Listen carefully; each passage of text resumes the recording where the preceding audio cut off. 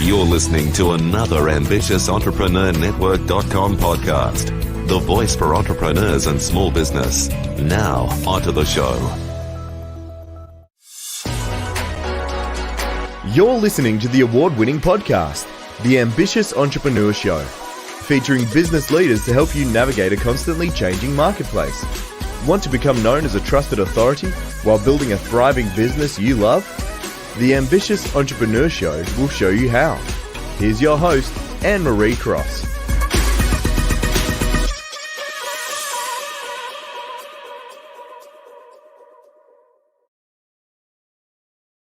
And welcome to another episode of the Ambitious Entrepreneur Show, brought to you by the InfluenceAlliance.com, the business building community for change makers who want to build a sustainable, scalable business they love. And yes, I'm your host, Anne-Marie Cross. Now, my guest today says there is a roadmap for growing your business and too many leaders don't know about it. We'll get her to share her secrets on today's show. So stick around and grab a pen and paper, because joining me today is Madelyn Dunlap.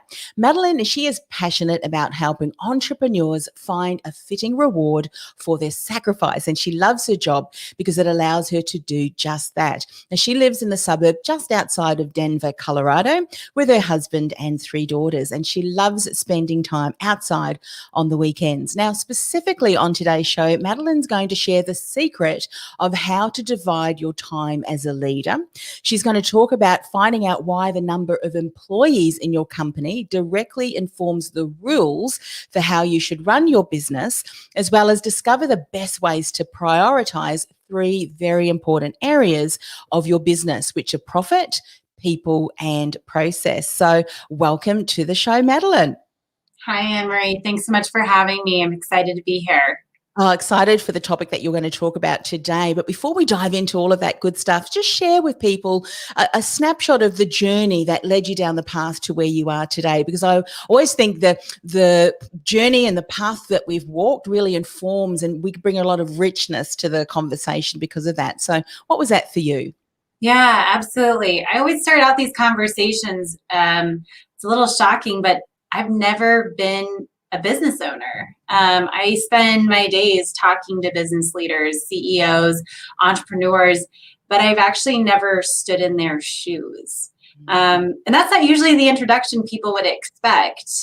The thing is, though, is that I work with a business growth methodology that isn't built on my own personal experience. It really is a business growth methodology that spans the successes and the failures of decades of businesses. And the point is that I've seen this work firsthand.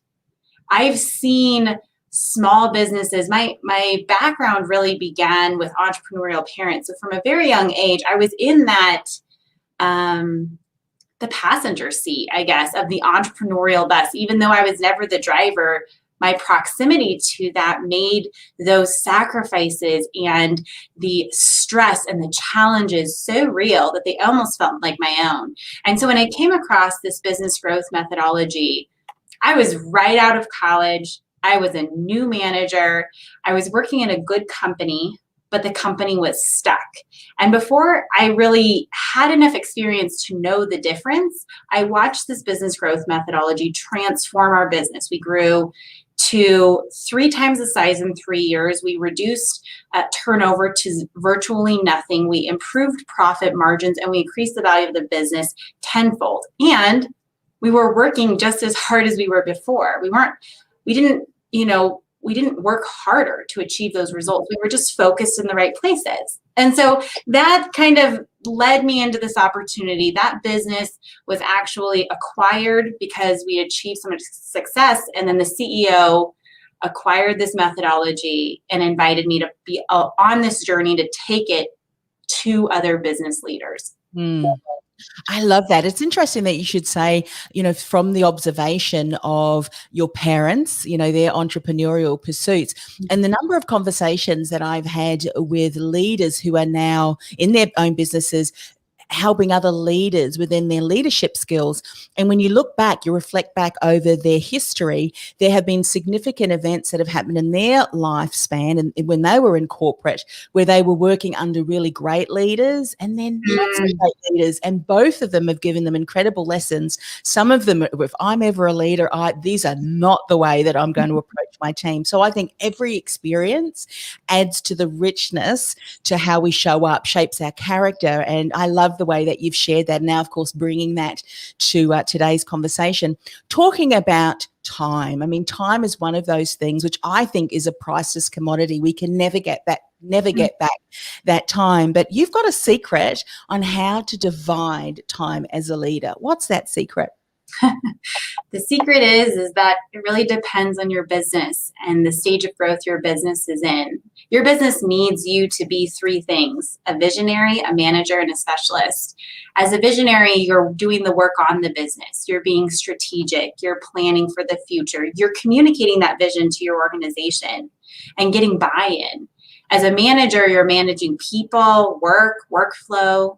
And then as a specialist, you're actually delivering the goods or services that your business delivers.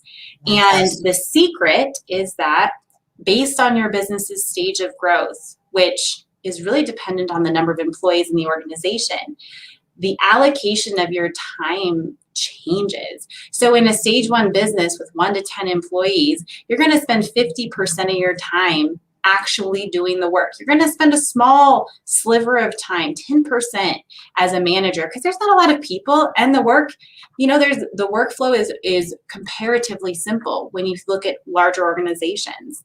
And then when you go to the visionary, it's so critical here. 40% of your time has to be working on the business. So many technical, specialized, brilliant people go into business, and they can never grow it out of a stage 1 business because they don't realize they need to be working on their business, creating a vision that other people can get around, that they can buy into.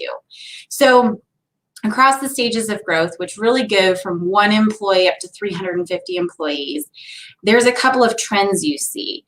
Specifically, specialist decreases, right? And that's to be expected. The larger your organization is, the less time you as a CEO should be spending actually doing the consulting, making the widget. The manager faces an interesting one because it starts out low, but then when you reach around 30 employees, there's this spike because you're working on this transition from being an owner-centric business to being an enterprise-centric business. And it's such a huge shift. And the key to that is delegation. It is being able to grow those managers. So from around 30 employees to around 150 employees, you are heavily in that manager phase, wearing that manager phase, being the manager, and then it tapers off a little bit. The visionary, very, very important in early stages, small businesses that really are that owner-centric size, 1 to 20 employees. And then it becomes so critical as you get up, around 200 employees, the size of the organization. The thing you're fighting at that point is being stagnant. It's becoming irrelevant. And so you have to reinvigorate, really recapture that visionary, that innovative side of the business that existed as a small business, when we were just starting out. And so the secret is simply that we all have these natural tendencies. We either enjoy as leaders being the specialist, the manager, or the visionary, usually. And that's where we will spend the majority of our time. But your business has needs. And really that the success comes when you can align how you spend your time between those three things with what your business needs from you.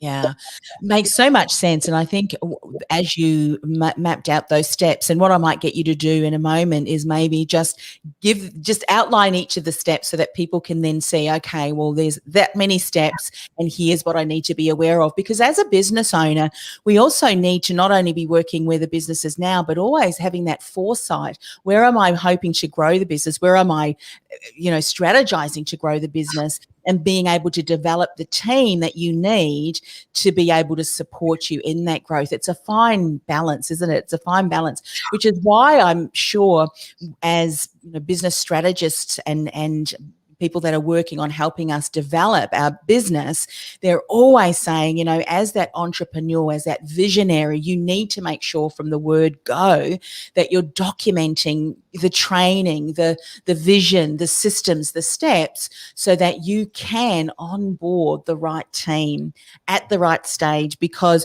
when do you need that team member? Probably months, even much further on before you actually reach that stage. And it can be awkward if we don't have those things in place. So can you list what are the stages? Just briefly, kind of bullet point them. Yeah, absolutely. So stage 1 is the startup stage, and it's from 1 to 10 employees.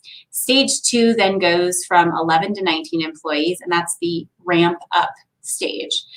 Delegation is stage 3, and that's 20 to 34 employees.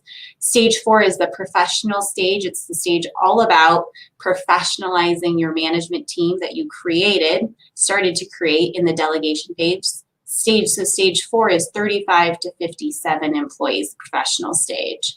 Stage 5 is 57 to 95 employees, and that's the integration stage. 6 is 96 to 160 employees, and that is the strategic stage. And then 161 to 350 is stage 7, the visionary stage. Love that.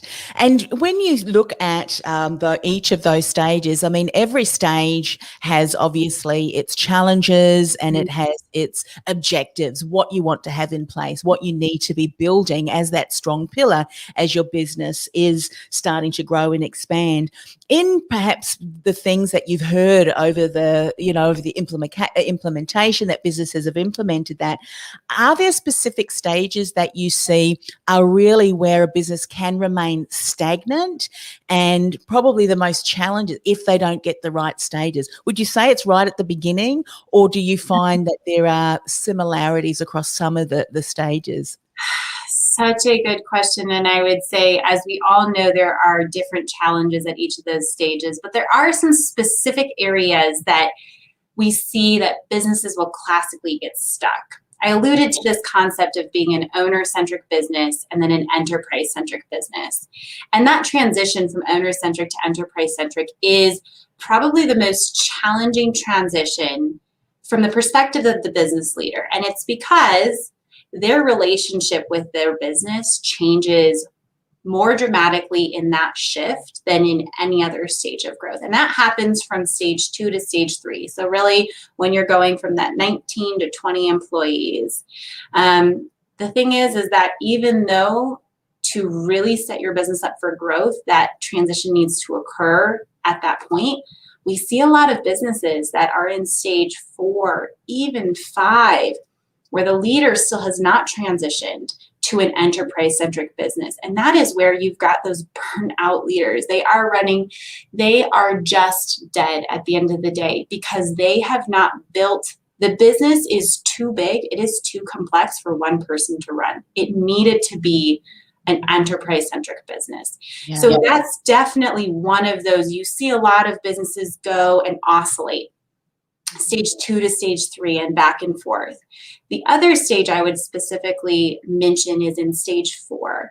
And that stage, the professional stage, is really about professionalizing your management team, creating, whether it's investing in your current staff to grow them, professionalize them, or to bring in outside really professional managers. One of the most important things that they do, though, that professional management team, is they work on the process in the organization, the systems and the processes. And that is so critical in stage 4. So from a business perspective, that is probably the hardest stage to get right, because if you don't get systems and processes in place in 4, you will be either pulled back as you go to future stages, or it's just this weight on the organization that, we're working with a landscaping company, for example, tremendous business. Stage 6 company didn't get their systems and processes in place. And they are literally at the mercy of their billing system. Like, it is as simple as that. They just didn't get that figured out. And it is this thing, this thorn in their side that is keeping their business truly from growing. Simple as that. Yeah. It's that saying, isn't it? You are only as strong as the weakest link. And if you've got a weak link in your business, that is going to jeopardize the ability to grow forward and to grow. And what I think is just so very important. I mean, I've only got 7 actually, but some of them are a contracted team on my staff. But I've spent months on my team training portal documenting everything. And the more I'm documenting, the more I'm thinking to myself, oh my goodness, all of this I was either doing myself or it was in my head. And it's kind of, okay, so when are you going to actually delegate it off? Now, this is just small. You can imagine when you've got multiple team members all overseeing different divisions in your business, if they don't have that direction or the way in which you want the business to continue, because ultimately you've got this brand, you've got this experience that you want your team to continue to exude as they're working with clients and so forth. You've got to give them that information, and you've got to have that so that you can attract the right people on your team, don't you? So would you say that the businesses that you've worked with that started off with that mindset, I am going to document, even if it's very simple, but I know then when I do onboard the right team members, they're going to be able to take that and empower that forward? Would you say that they transition more seamlessly through the different stages if they start off with that kind of enterprise type mindset?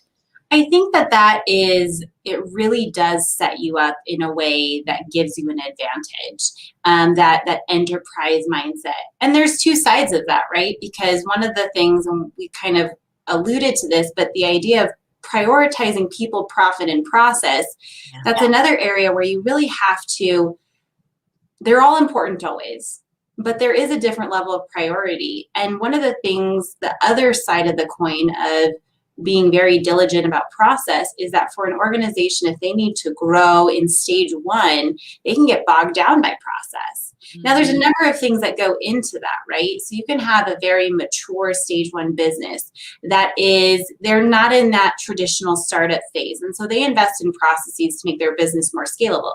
In fact, you can have an enterprise-centric stage 1 business. You can have a stage 1 business that has really evolved to not be so dependent on the leader. And when I hear the things you're saying, that's where my mind immediately goes, is you're trying to actually create, maybe a small giant, it's not a large organization, but one that is scalable. Yes. And that's where I'm really looking, because if I think of all of the multiple touch points of all of the different things, and this is really going towards what you were saying, you've got to look at your business. What's the business model? Where do you want to grow that? And, build the processes that will support it. Otherwise, that's right, you'll have processes for the sake of processes, which really are not going to support you. I'm always a strong believer that systems and processes are so important, but so from a business owner, CEO perspective, so is the right mindset. So what would you say is a solid mindset that all businesses should have, no matter what stage that they're in? And it maybe will develop over the different stages, but a solid mindset of a business that wants to be enterprise focused. What is a good mindset for them to have? Would you have one? That's a really great question. I think it really comes back to what are you trying to build? So many business leaders start out because they have a good idea, they're talented. But if you don't build something enterprise-centric, the owner-centric nature of your business goes away when you go away. And so there's so much information out there, I think, and a focus for business leaders, even just more recently, to say, build something that has transferable value. But that really is the mentality of your enterprise-centric business. It has transferable value because it is an enterprise. It is not an owner. Yeah. It is an enterprise. And so the mentality is that we all, most CEOs I know, get into business because they bet on themselves, right? And part of that mentality is that you do things yourself. The problem is that if you're the only one that can do it, The business is just you. And if Yeah. you decide that you're done, Yeah. you're done. The way And of the business. Yeah, that's exactly, right. I exactly. think I love the way that you said that. It's such a great reminder for all of us as entrepreneurs. We need to cast that vision and have it so empowering that others who want to join our company have similar core values and really can relate to that vision. We're going to spend a little bit of time in unpacking the profit, people, and process. But I just want to acknowledge some of the people. April, great profit show reference on people, process, and profit. Yeah, absolutely. And Rachel, hey, Rachel, people, process, profit are special sources to sustainable business. Great sharing. Thank you. So stick around, Rachel and April. I'm going to ask Madelyn to dive a little bit deeper because she wants to share, discover the ways to prioritize those three very important areas. Let's talk about profit first. What do we need to know here?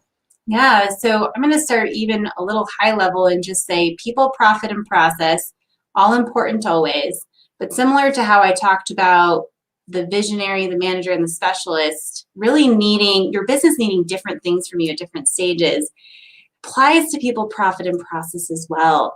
There's really an ideal prioritization of these three things as you grow through the stages of growth. And so let's take stage one, stage two, those enterprise-centric businesses. Profit is the top gate of focus. Whether you're getting funding or you're bootstrapping it, you have to have enough money to keep the lights on and the doors open. And if you don't acknowledge that focus, you really put your organization in it's a disadvantage, really. It'll struggle to grow. In stage one, then, just as an example, people's the next gate of focus. Well, why is that? Well, with 1 to 10 employees, every single person in your organization accounts for a substantial component of the overall company. And so everyone's seen this. When you start out a business, you've got a couple of people. You could have 2 great people. You add 1 more person that's not a good fit, you can feel the halting of growth that happens. So people becomes that next gate of focus. You have to be hiring and looking for bringing on generalists, people who can wear multiple hats, who can buy into the vision, who are those confident builder-centric individuals. And then process is that lowest gate of focus in stage one, because in stage one, you don't want to over-engineer your process and then really at the sacrifice of the strength of a stage one business, which is it's agile, it's dynamic, it can move on a dime. So just as an example of how this plays out in reality, we see these highly technical individuals, people who are very process-oriented, software engineers, software developers. And they go so for the process. Everything about process has to be perfect in their business. The problem is that those individuals struggle to grow because they have lost sight of that emphasis on profit. And they run out of funding, they can't keep the lights on, all those things. Yeah. So that's really the secret, is that your business needs to focus on needs to prioritize these three things differently based on the stage of growth they're in. Yes, I can really see that is so important. And one of the things that you mentioned about having people within the business that are generalists, I did an interview with someone, and we've spoken about this topic a number of times in different episodes, called intrapreneurs. And these are people who are very entrepreneurial, but within the business. And so if you attract those kind of people, they are also always looking for new ways, to improve things, the 1%.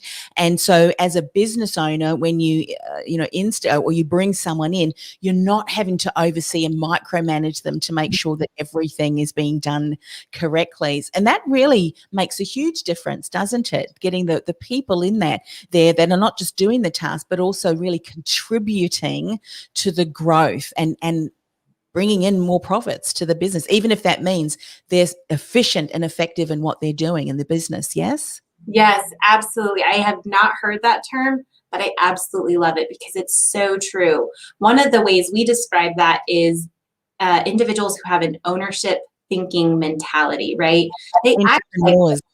Yeah. Exactly. I love that entrepreneur. It's so critical in those startup stages, small organizations. I mean, you're literally looking at 1/3 of the entire output of the whole organization. So that there's a lot of weight that goes into finding that right person. And it's not just about someone who can wear a lot of hats, right? It is about someone who believes in your vision, who buys into it, who has values that align with the values that you want to have for your organization. Yeah. And speak a little bit about this, Madeline, in your experience and what you've seen and heard. Sometimes as the CEO, as the person who starts the business, there may be some certain areas that you may not necessarily have strengths in. And there may be some areas which you just can't see. So it doesn't mean that when you're bringing people in that they agree with you and that they're just going to just, whatever you say. You want someone that is going to challenge you in the best possible way so that the business moves forward. Would you also say that's important? Hire and bring in people that complement you, so that together you can grow the business. Is that still something you can? I mean, absolutely, 100%. I think of it's almost in a lot of ways, it's like relationships and marriage. It's finding the better halves, the things that make you whole. And entrepreneurs are expected to be all things to all people. They have to be the jack of all trades, but the reality is that we're not. We're humans. We have areas of strength, we have areas of weakness. And I do find that the leaders that are self-aware, that they understand where their strengths and their weaknesses lie, and are intentional about surrounding themselves with people who have strengths in areas that they simply don't, they're a stronger unit, right? I mean, even it's simple math, maybe, that right, in the areas that we're weak, if we can bolster that up with natural talent, that is so the way to go. It so is. So I love all of those stages. So you've got the 7 stages, and obviously, as you mentioned, it depends on what stage that you're at.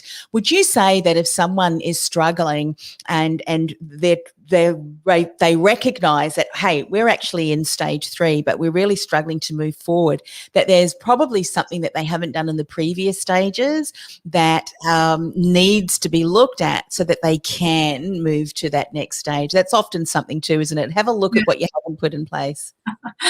So insightful. Yes, it's absolutely the case. There's so many things in growing a business that are cumulative, right? And so it doesn't mean, and in our research, what we found is it doesn't keep a business, if you don't follow the rules for growth, it doesn't keep a business from growing. But it does impact the resilience that business has at that new stage. And you see that in, just as you suggested, in stage 3, some things are not working. It doesn't necessarily mean that you're not doing well as a stage 3 business. Oftentimes it indicates that the things that you really should have had in place in earlier stages maybe didn't get handled, or they worked at that size of an organization, but as you've grown, you've kind of outgrown what worked, and you need to go back in there, and whether that's scrap it and start over or just strengthen that. Systems are a great example. Systems and processes that work as a small business, while the business is still the same, maybe you're still delivering the same goods, the same services. What you had in place earlier doesn't always sustain you to that next level. So it is cumulative, and challenges that we face, in our current stage can be traced back to things in earlier stages. Absolutely. Yeah. What I love about that too is, of course, that sometimes as businesses we can think, goodness, there must be something wrong with what we're doing. But actual fact, it's a process. And the example that you gave of the person who was out there doing, and I can't remember the name that you mentioned, but the gardener, is that they were beholden to their billing system. Yeah. And that billing system, had that been addressed, I'm sure, a number of stages before that allowed for the growth, it wouldn't have become that bottleneck for the business. And it's just a matter, and I think one of the most important things as a huge lesson for all of us is that often we focus on one specific area in our business because it's something that we either gravitate towards, it's a natural strength of ours, but it's the things that are not being addressed and not knowing the right stage at the right time. And what's right for someone perfect at that stage is not right for you. And so this system, I think, allows people to dive in, have a look at, well, where are the gaps for us? What do we need to get into place? So Madelyn, share with people how they can find out more about these different stages. How can they find out more about the ReWild group? Please share how they can connect with you. Yeah, absolutely. So specifically, I have a landing page, rewildgroup.com/podcast. And you can go on there, you can see all the stages, and you can grab one of our most foundational pieces of resource research, really, or research in a resource, is a stage card. And what that does is it boils down for your current stage of growth. What are the things to focus on? What are the rules? What are the percentages of time, and how should I be allocating between being a visionary, a manager, and a specialist? How should I be prioritizing people, profit, and process? What is the leadership style that my organization needs from me? What are the non-negotiable rules in the 6 foundational areas of the business? So just a wealth of information, and exactly as Anne-Marie said, that this is how you are able to understand and see where your business is and what you need to do to get where you want to go. And one of the things I always want to mention is it's not necessarily the goal of the game or the system that everyone ends up in stage 7, because so many entrepreneurs don't ever want an organization that size. Really, the goal of this growth system is to help business leaders be able to receive the reward and the success that their effort and sacrifice deserves. There is a system, there is a predictable model, a foundation, a framework for growing your business. And it's not rocket science. It is principle-based, it is usable, accessible, applicable by all business leaders, regardless of your industry, your personal background, your skills and talents. They're just these foundational things that if you can learn and understand and apply to your business, that you, with the same amount of effort, the same skill set, will just achieve better results for yourself, your organization, and your staff.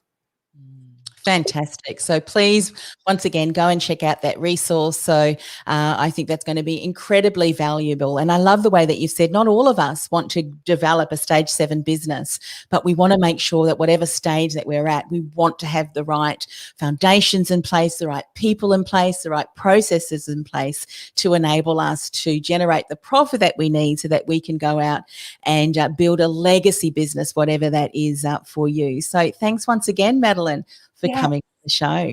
Thanks so much for having me.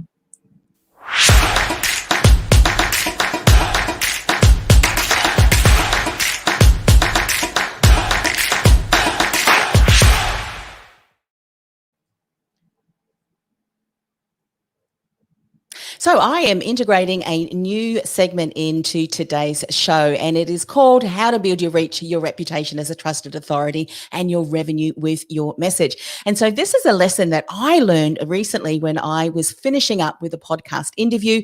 We were sitting in the back of the studio, and my guest asked me, so what can I do for you? How can I support you? And so when I'm generally asked this question, I'm quite concise, but at the end of kind of a minute or so, he said, so let me just back up. Let me headline this. So you're saying to me, and then he repeated back in a shorter sentence what I had just said. And I realized I had made a big mistake. I had made the mistake of not headlining it, not creating an umbrella statement. What is the outcomes? What is the benefits? What are the challenges that my ideal client is struggling with, so that this guest could keep an eye out for people in his networking and maybe even in his existing community of people who needed my support so that he could introduce us. So even me, I get, stuck or start rambling, and that's what we don't want to do. So a valuable reminder this week, have a headline statement, have that umbrella statement of who you serve, how you can support them, and the best way that your particular person who you're talking to, your network partner, someone that you've maybe just met online is best able to support and recommend you. So, valuable reminder, let me know how you go. And as always, have an amazing week. Bye for now. This podcast is brought to you by theinfluencealliance.com. Want to influence real change with your message by becoming known as a trusted authority in your industry while building a sustainable and scalable business you love? Find out how by accessing our free podcast series at www.theinfluencealliance.com/podcast series. That's theinfluencealliance.com/podcast series.